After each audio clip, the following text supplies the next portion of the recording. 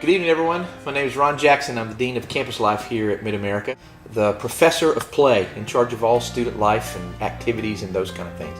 And welcome new students, freshmen, transfers, ever how you're here if you're new.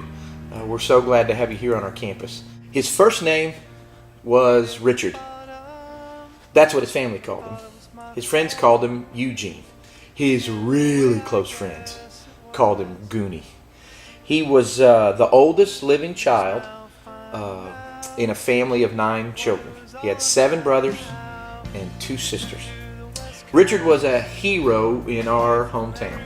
He was the captain of the football team, big, tall, strapping man's man, and famous in our hometown for throwing the football and being able to kick it. And when you're from South Alabama, there's almost no more famous people than folks that play football. Richard threw the game-winning pass, 40-yard touchdown pass, to a laid-out Wilbur Andrews, his best friend, in the end zone, and we beat our crosstown rivals, Miller, in the Neil Miller game. And it was the stuff of legend. Shortly after that game, Richard was offered a scholarship to the University of Southern Mississippi in Hattiesburg, and full ride to play football. Richard was a legend not just because he played football, but because he could party. Richard was a drinker. And what better way to celebrate after a football game on Friday night than throwing a few back with your friends? Only one problem for Richard. He couldn't just throw a few back with his friends. He had 2 speeds, on and off. And when Richard was on, it was wide open. And Richard drank himself drunk every time he drank.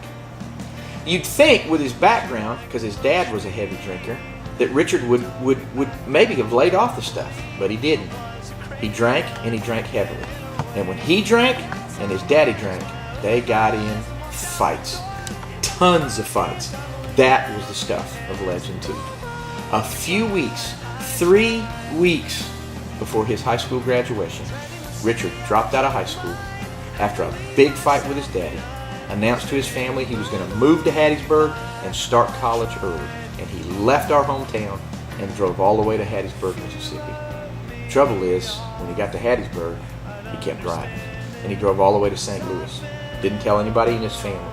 Lived up there for about 6 months. Football season came and went, and he wasn't a part of the team and had never enrolled at the college. He came home shortly after that and joined the United States Army. He went through basic training and was stationed in Fort Devens, Massachusetts, right outside of Shirley. Richard met my mother, Anna, and married her. Richard Eugene Goonie Jackson was my daddy. And my daddy had a drinking problem.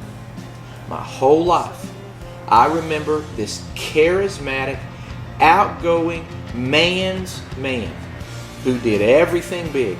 He was a sergeant in the United States Army, and people snapped to attention when my daddy talked, including me and my little brother. But when my daddy drank, which he did often, he drank heavily. He would come and go from our home, sometimes be gone for 4 or 5 days at a time. But when he returned, my mom better have dinner on the table. When he was drinking and he was home, he abused my mom physically and verbally, as well as my brother and myself. But I loved my daddy. When he wasn't drinking, he was one of the most charismatic, outgoing men I've ever met. He was a leader. He is in part, still to me today, my hero. But my dad took my brother, my mother, and myself through an alcoholic journey that I still live with today. I'm an adult child of an alcoholic, and I have things to deal with that I can't even begin to discuss with you, that are a part of my fabric and fiber. Even though that I've been saved, even though God has redeemed my life, I'm a different person today because of the effects of alcohol in my family.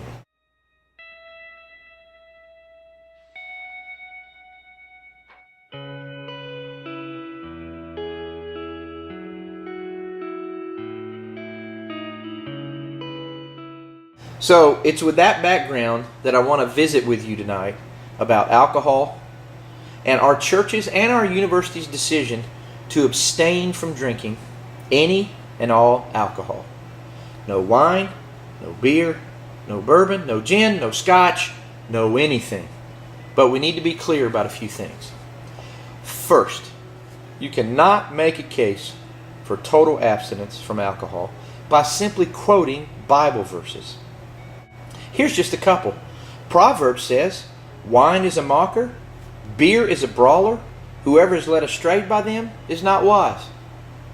But it turns right around in Timothy and says, stop drinking only water and use a little wine because of your stomach and frequent illness.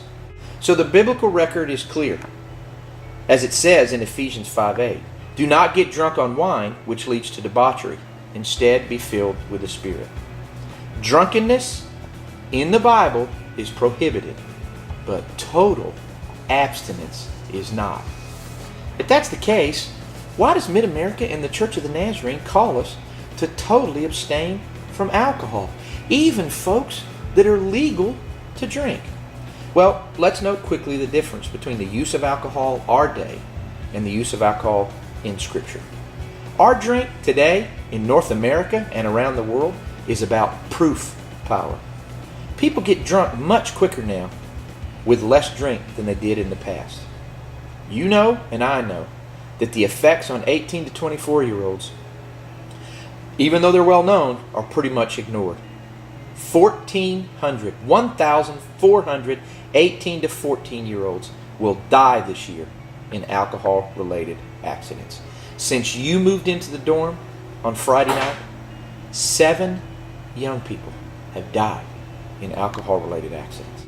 And finally, and there's a lot more than this, 1 in 10 people have a genetic predisposition to alcohol addiction. My daddy was one of them. So, more than likely, am I.